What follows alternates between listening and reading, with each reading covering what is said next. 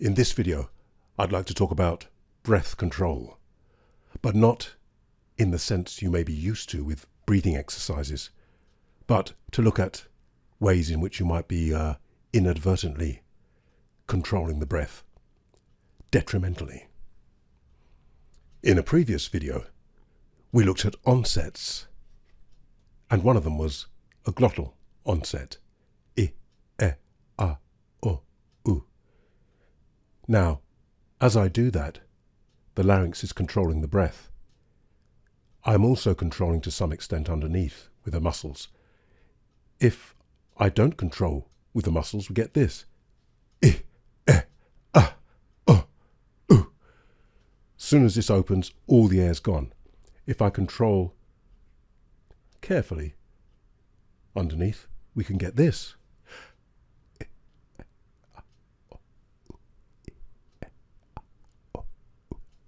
You can hear there's hardly any air comes through as I open the larynx because the breath is controlled.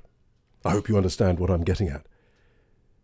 Is that traditionally people looked at all this breathing stuff with the idea of controlling the breath entirely with these muscles, so that the stuff up here wasn't tempted to get involved and actually couldn't get involved if you're actually singing. You can't do it on some of them. Others, when they do get involved, it's detrimental to the singing. In the previous video on onsets, I mentioned that if you use the glottal, some of that tension stays in the note. You're going to look at a couple of other places where you might control it to watch out for when you're doing the breathing exercises, that you're not controlling with these other areas which you won't be able to use when you sing, so therefore it's pointless practicing that way. In fact, I would say don't practice something that you've then got to go and undo. It's worse than not doing it in the first place. I'll repeat myself.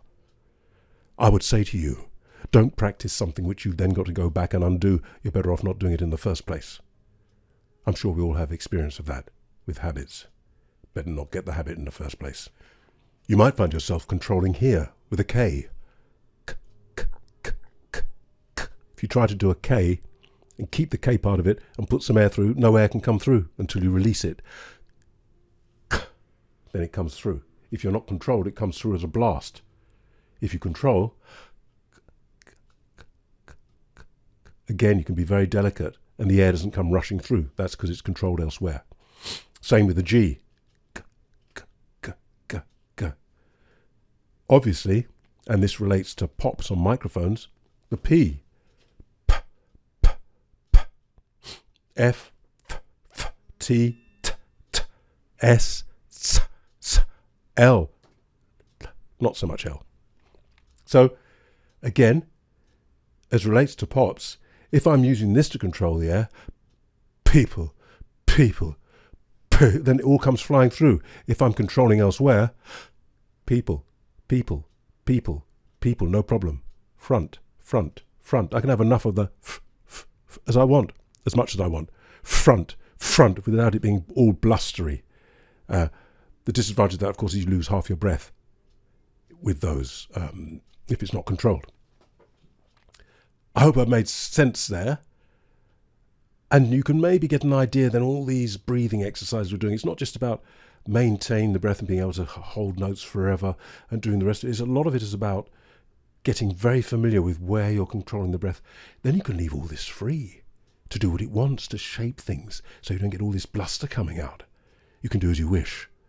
So that's part of what the breathing exercises are about. And I think it's important that you understand all this stuff and you do them well, so they're a benefit to you. Otherwise, as I say,